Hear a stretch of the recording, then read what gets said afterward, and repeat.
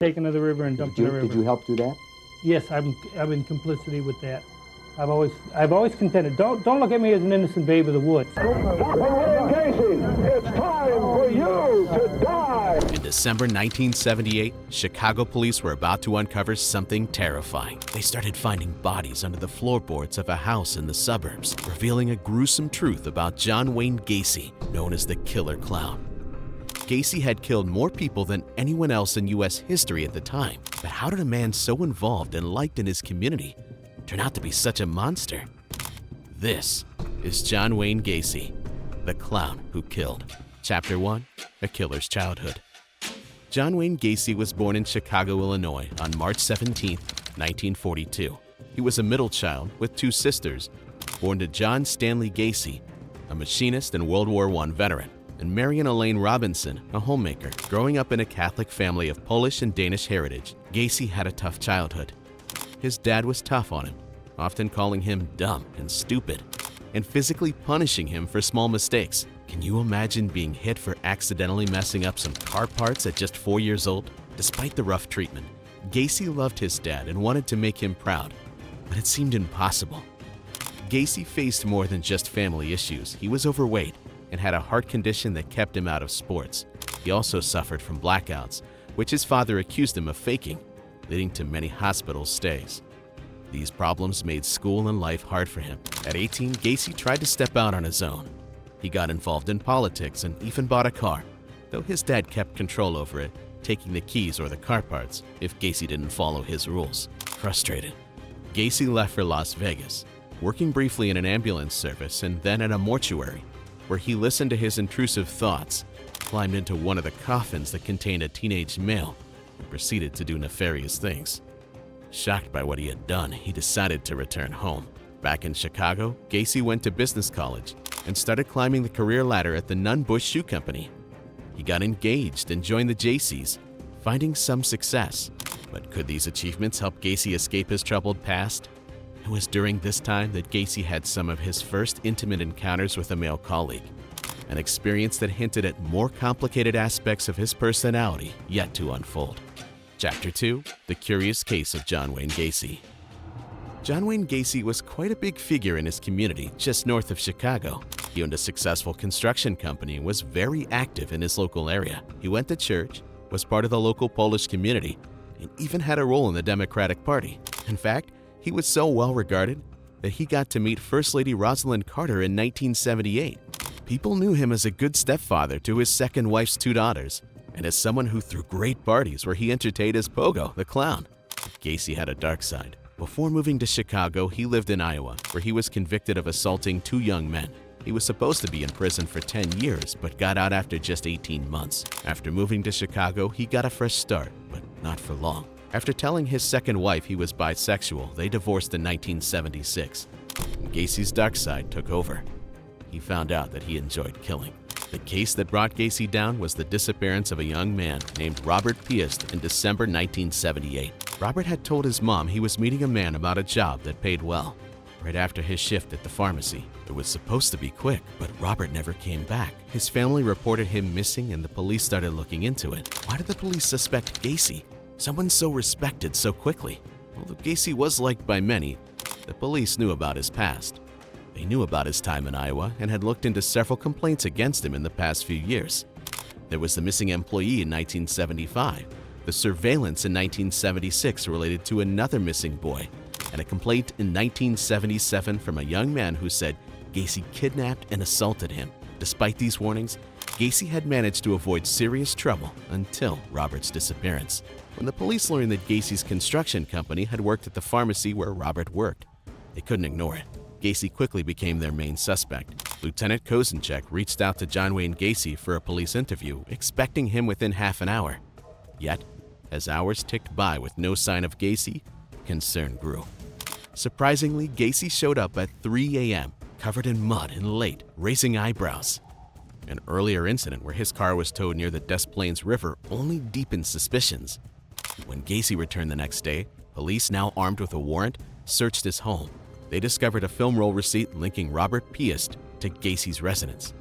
Despite this clue, no direct evidence of a crime was found, leading to Gacy's temporary release. Although they didn't find evidence of a crime right away, this was enough to keep an eye on Gacy. After the police started looking into John Wayne Gacy's horrifying deeds in December 1978, the discoveries became more chilling day by day. Just a day after they started digging, officers found a ring belonging to another boy who had vanished. This wasn't all.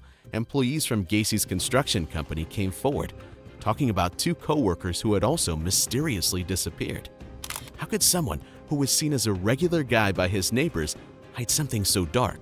In a bold move, Gacy, under the watchful eyes of the police surveilling his house, invited them in for coffee. Inside, the officers couldn't ignore the pungent smell of death. That same day, Gacy tried to fight back against the police's prying eyes by having his lawyers file a lawsuit for harassment. Little did he know his troubles were about to get much worse. While under constant watch, Gacy was caught selling marijuana to a gas station clerk. This gave the police the chance they needed to take him into custody. Facing the threat of having his house torn apart, Gacy admitted to a shocking crime. He had killed a man in self-defense, he claimed, and buried him under his garage. When police searched the spot, they found not only the body Gacy spoke of, but also a hidden trap door leading to a crawl space filled with the remains of at least 3 others, amid an unbearable stench. Chapter 2: Confession and Aftermath. Realizing the police had uncovered his gruesome secrets, Gacy's facade began to crumble. In a lengthy confession, he detached himself from his actions, saying John, or Jack, had killed at least 32 young men, burying most on his property and discarding the others, like Robert Piest, into the Des Plaines River. It was the same river where Gacy had dumped Robert's body on the night police had pulled his car from a snowbank, right before he showed up at the police station covered in mud. Despite the mounting evidence, it was the murder of Robert Piest that brought formal charges against Gacy. By January 8, 1979, the search at Gacy's house had led to the discovery of 29 bodies, though only 7 were identified at that point. The world watched as parents from everywhere reached out, hoping their missing sons weren't among Gacy's victims. Without modern DNA testing, forensic experts relied on dental records to identify the young men Gacy had murdered. By April 1979, a grand jury indicted Gacy on 33 counts of murder, a record number of charges for a single individual in U.S. history then. Gacy gave police more details, admitting to his first murder in his bedroom and how he had buried the victim in his crawl space. Investigators found evidence that matched his confession, including a blood stain and items suggesting Gacy impersonated a police officer to abduct his victims. As Gacy's trial approached, the impact of his crimes had already spread, affecting even the city's professional clowns, who found themselves under a cloud of suspicion. Which is understandable, wouldn't you agree? Anyway, Gacy's trial began on February 6, 1980, with the judge keeping those under 16 out of the courtroom due to the graphic evidence.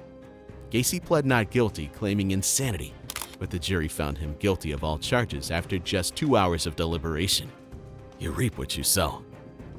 Gacy's sentencing to death by lethal injection marked the end of his trial, but his story didn't end there. While on death row, he took up painting, creating eerie clown artworks. Some of these paintings were sold to raise money for art supplies for prisoners.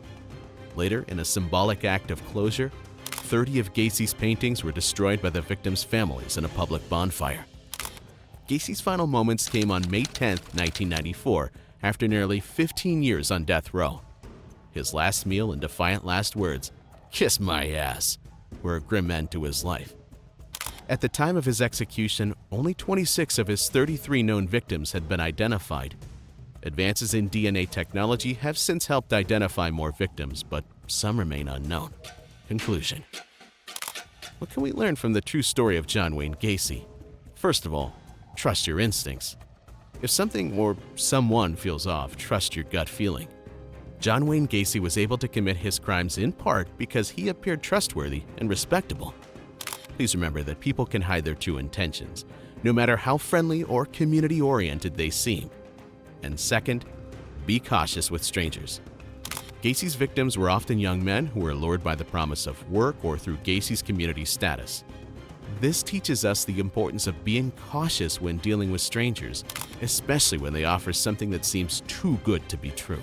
Verify the legitimacy of job offers and always inform someone you trust about where you are going and whom you are meeting. Got your heart racing, didn't we? Hit that subscribe button and join us on this thrilling journey. And hey, Drop a comment below if there's a topic that's been keeping you up at night. We might just turn the spotlight on it next. It is a gift to get to know how loved he was. We all should be remembered by the lives that we lived and not how we died.